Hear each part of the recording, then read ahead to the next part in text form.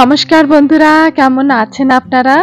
বড়দেরকে প্রণাম ও ছোটদেরকে ভালোবাসা জানিয়ে আজকের ব্লগটি শুরু করছি।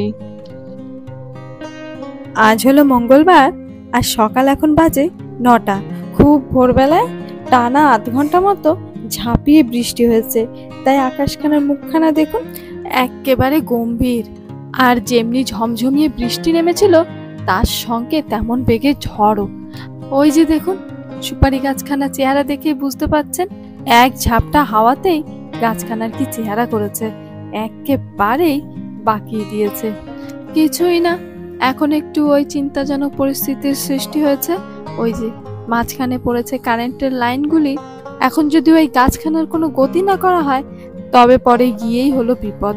কিন্তু যাই হোক, বহুদিন পর কিন্তু আবার এরকম একটা আবহাওয়ার দেখা মিলল। বৃষ্টি ভেজা দিন, আর এমন দিনে একটি মাত্র জিনিসই কিন্তু মাথায় আসে, সেটি হলো গরম গরম ভাত আর গোলমরিচের ঝালে ঠাসা দেশি মুরগির ঝোল। আর বারখানা মঙ্গল হলেও আজকে আমাদের আন্দামান নিকোবর দ্বীপপুঞ্জের প্রত্যেকটি স্কুল না ছুটি। আর শুধুমাত্র স্কুল নয়, তার সঙ্গে সঙ্গে প্রত্যেকটি অফিস আদালত সেগুলিও ছুটি।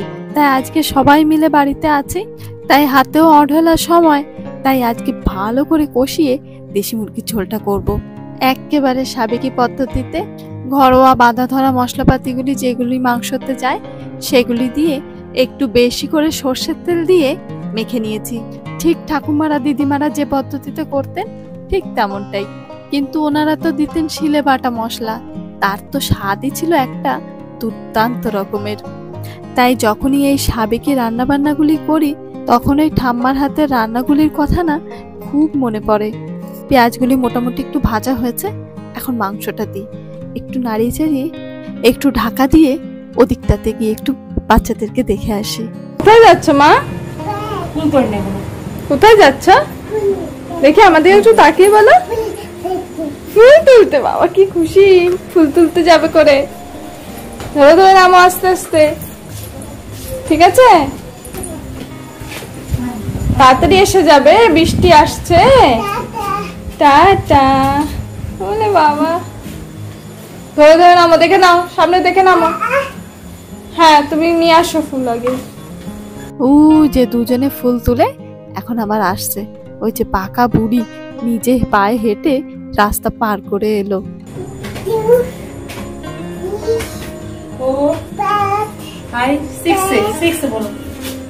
ও ফুল তুলে এসেছো? ফুল তুলেছো? ফুল পেয়েছো? কি পিঁপড়ে ছিল? তাহলে গাছে পিঁপড়ে ছিল? বলছো তো গাছে পিঁপড়ে ছিল, আবার না কিসের? তোমাকে কামড়েছে? কোথায়?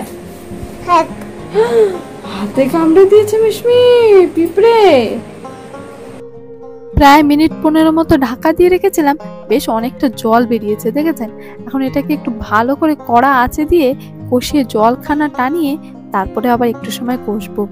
আর এই যে ভাজা আলুগুলো একটু দিলাম, এখন উপর থেকে একটু জল দিয়ে দেব, তারপরে আবার একটু সিম করে ঢেকে রাখবো প্রায় ধরুন ওই 15 মিনিটের মতো। ততক্ষণে আলুটাও বেশ সেদ্ধ হয়ে যাবে। তারপর একটু গরম মশলা গুঁড়ো ছড়িয়ে নিয়ে নামিয়ে দেব। স্কুটি নিয়ে চলে এসেছো মা? আস্তে চালাও, আস্তে চালাও, ঠিকভাবে চালাও, ফাঁকা জায়গা দিয়ে চালাও।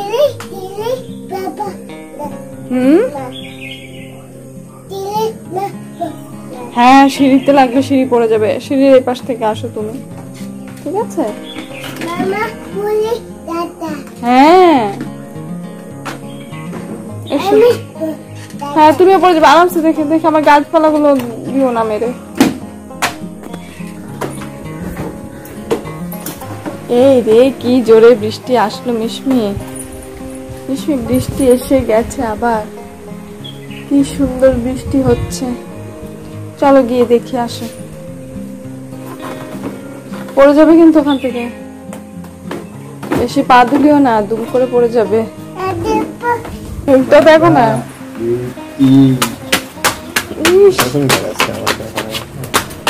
খুশি বৃষ্টি দেখে এত খুশি লাগছে মা। তাই খুশি তো আবার কোথায় চাঁদ মামা? উপরে এখনো চাঁদ মামা এখনো এসে পারেনি মা। এই যে আরেকজনের বিকেলের কাজ, সমস্ত কচি কচি উচ্ছের পাতাগুলি বেছে বেছে তোলার। ওরই হাতে লাগানো গাছ, তাই ওর হাত থেকেই পাতাগুলো তোলালাম। এরপর গাছগুলোকে গোড়া থেকে উখড়ে ফেলে লাগাবো আমার পছন্দের ফুল গাছ। এমনিও এদিকটাতে পূর্বের সকালের রোদটা পড়ে না, তো তাই সবজি পাতিগুলি তেমন একটা ভালো হতে চায় না। এরপর তাতে একটা প্রিয় ইনডোর প্ল্যান্ট লাগিয়ে দেব, তারপরে একেবারে নিশ্চিন্ত। তাতে তো আর সকালের রোদ বা বিকেলের রোদ বলে কোনো মাথা ঘামানোর ব্যাপারটা নেই, একেবারে নিশ্চিন্ত হয়ে থাকা যায়। বুঝেছি, এই তো কচি কচি গুলো দেখে তোলো, এপাশ থেকে তোলো। মাছ? ওটা হরিণ। মাছ, হরিণ। উচ্ছে আছে তো, বেশি তুলো না, একটা দুটো তুলে ছেড়ে দাও। ব্যাস হয়েছে, হয়ে যাবে মনে হচ্ছে না? একটা ফুলও আছে উচ্ছের, দেখি কটা হয়েছে। এই তো অনেক কটা হয়েছে, হয়ে যাবে এতেই। অনেক তুলে ফেলেছে। যাও রেখে আসো। মিশমি, ওমা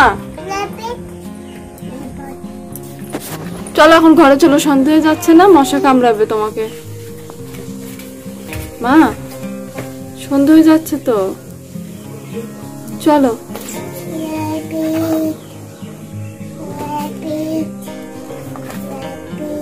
সবকিছুতে র্যাবিট?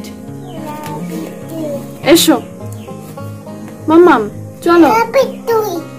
র্যাবিট কোথায় আমি জানি না। র্যাবিট মনে চলে গেছে দৌড়ে, জঙ্গলে দৌড়ে চলে গেছে র্যাবিট। কতক্ষণ আর মিশমির কাছে থাকবে? এই জঙ্গলে যায়নি। র্যাবিট ভালো, আর কে ভালো? টর্টয়েসও ভালো, তাই?